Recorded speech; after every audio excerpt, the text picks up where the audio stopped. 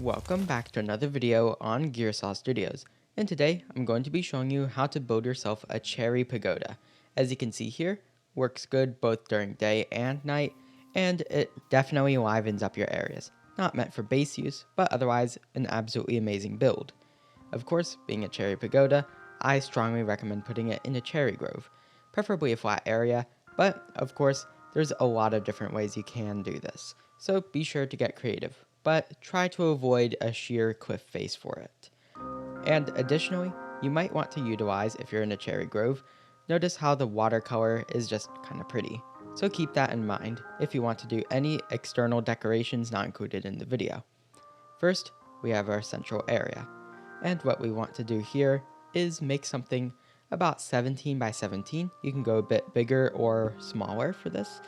And then you want to make a perfectly square foundation. So just quickly build it all like this. And of course, make sure that's actually square. So 17 by 17, pretty simplistic idea here.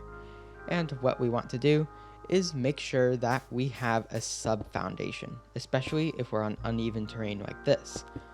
Then we can incorporate some andesite to make it a bit more interesting.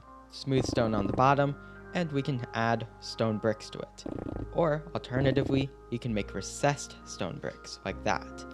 Our foundation should be a bit varied. So you can see right here, I did a lot with the foundation, and we can actually take a pause for this.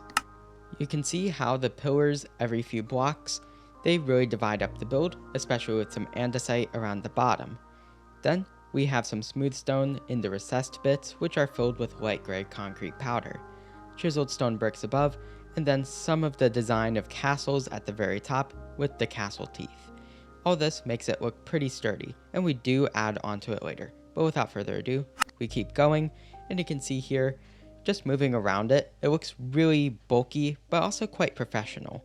From the top, it's also completely bare, but it gives you a bit of room to flood it with water.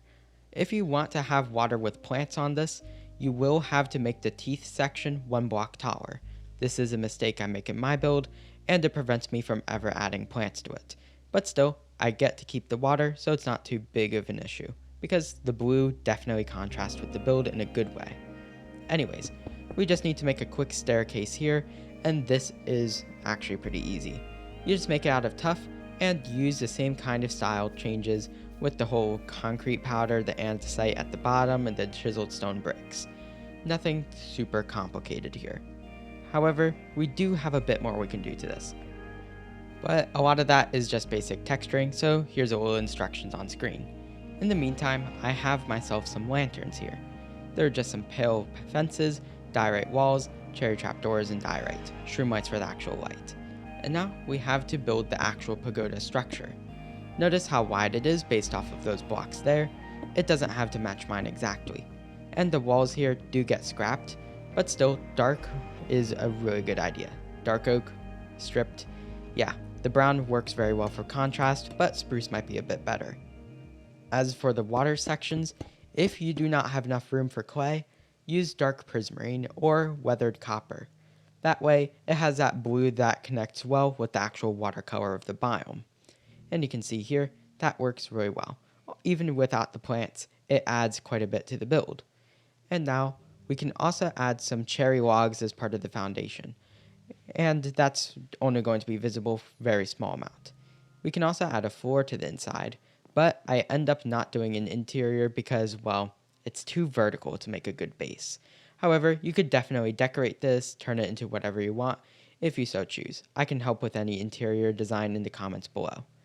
But anyways, we have ourselves those walls there, we have the water surrounding it, and now we have to choose a color for the actual pagoda. In this case, I actually chose a white gradient, and I start with white concrete at the bottom. Diorite is a good option, but I change it later. So go from white concrete, calcite, white wool, and snow. Those are very good ways.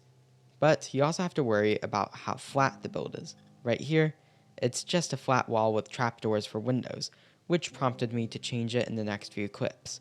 Because we have to go higher and higher, but if our walls are boring, then the whole pagoda will be boring, even with those fancy roofs you saw in the intro.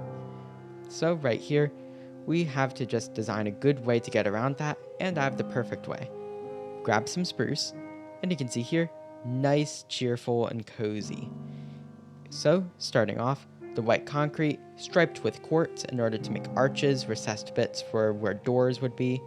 And then we have these windows with black concrete surrounding them, making sure the fences don't connect by placing them a block backwards. And then we have spruce trapdoors and overhangs to make proper windows. As for the door, it's just a little hole with a bunch of cherry logs and cherry planks and a tripwire hook. And with all that, adding some buttons for that further contrast, we now have to add our first roof. If you're able to do the first four and make it look something good, it doesn't have to look exactly like mine, then you can build this roof and you'll be able to build any pagoda you want. You won't even have to rewatch the video. So right here you can see we have some red nether brick and we arch it across. We go in the middle and then we go up with stairs and slabs very slowly to make some points 1 or 2 blocks up from the edge. And you can see it's almost like a smiley face. We add some walls to give a proper finisher to the edges, and we'll mirror this across all 4 sides of the build. You might want to take a photo and put it on your phone or something and then copy it just so it's accurate. Or you could use structure blocks, anything in between. So now we have some cherry across it, and you can see how in the middle it has 1 block jutting outward just to make sure that it has a bit more depth. So now with all that, we can see very easy roof design. For each 4 you go up, you need to shave 2 blocks from either side, keep it symmetrical, and once you do that, it will be very, very good. However, you do have to worry about the underside. For the walls, continue them up how you'd expect, with some quartz or white concrete, whatever block you chose, and then smooth quartz for the underside. And now that the undersides have a proper block underneath them, this first 4 is complete. And now, well, we just have a pagoda that can easily be expanded. Every 4 will just be some variant of the first. But we have one final detail. We need some lanterns again. At night, this build does not work. And that's because, well, there's nothing going on. So let's add some lanterns. Almost like an upside down version of the stuff we had for the entrance, done out of cherry, again, red nether brick, and a chain holding it. I changed a cherry to acacia in order to get that Chinese lantern look later on. If you want to go for something more Japanese, you can always question my decision right there. And then, add some lanterns. You could even add candles in the black concrete sections, because of course the fences and the black concrete have a block between them. And now, with all that, we just make each 4 one after another. Very easy stuff, it's a tileable build. So if you're able to follow everything with the foundation in the first 4, this will be very smooth sailing from here on out. Notice the calcite and the andesite stairs to give it some more depth. From here on out, each 4 is roughly the same. We can see here we have half of a roof, and I shaved 2 blocks right out of the middle from 5 to 3, just to make it look like a scaled down version of the 4 below it. Repeat this process for every single floor, and you will be able to build the pagoda continually as tall as you want. So if you made a very big foundation, you can make a very tall pagoda with little extra instruction. You won't have to do very much more to make this all work. So hooray. Now, third floor in place, you can see a bunch of buttons, spruce logs in order to make it more interesting, and a fire in the window to make it look lived in, going from white concrete to calcite to white wool, and then snow above this. Shroom white hidden there, orange and yellow concrete with some ultra frog white to be the actual light, and then red concrete. It's all nicely lit up, which means we only have the final floor left, which is admittedly just the same as the bottom ones. The only difference with the top floor is making sure the roof lines up. Right here, we have ourselves the pagoda's 4th floor. It is nothing interesting. You can always innovate your own designs and share them in the comments below. It would help everyone trying to follow the tutorial. But anyways, we have the building here, and the roof is where it gets interesting. Because while we follow the usual rules on the edges, how it goes up and down, we have the block in the middle to make it a bit more pointy. Now we have to build basically a pyramid in the middle. And this can be very tough for some. It will make or break your build if you do it incorrectly.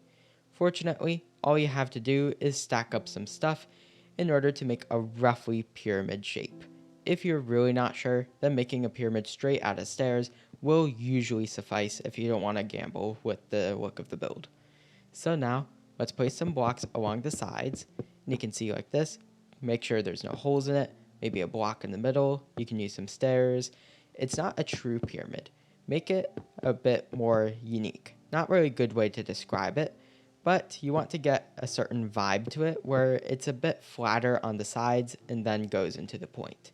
So that way it's taller. But you have to be a little bit careful because the color of cherry planks can almost make it appear skin colored at times. Right here, it can look a little odd from certain angles, so you have to put a topper at the very top. Otherwise, it might just appear like a bald person, which is definitely not what we want. But now, all we have to do is go to the very middle and place down some stairs like this, and you see how the red will break it up.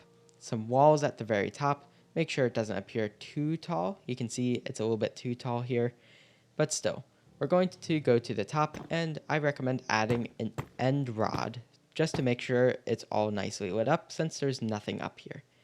And now we avoid that bald look, and the pagoda is now complete. Let's take a quick look at it in vibrant visuals as well. And right as it comes on, you'll see why I made such a big deal about lighting earlier.